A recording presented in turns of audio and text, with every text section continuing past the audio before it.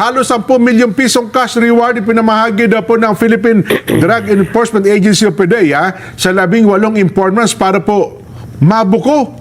Abay nabuko yung illegal na operasyon ng high-value target drug personality sa Pilipinas. Sino magbabalita? Mula po kay TJ Mendoza. TJ, magandang hapon.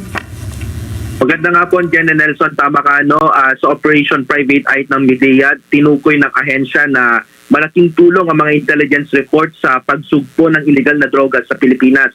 Ang mga informants ang tumukoy sa 23 na major illegal drug operations kung saan 2 informant ang tumanggap ng tig 2 milyong piso.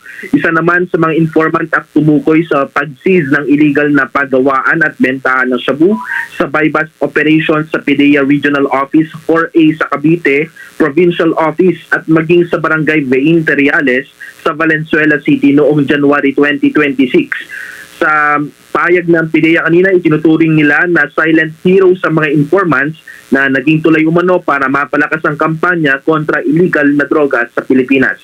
Yan munang latest mula sa PDEA. Balik sa inyo, Jen and Nelson. Salamat, TJ Mendoza.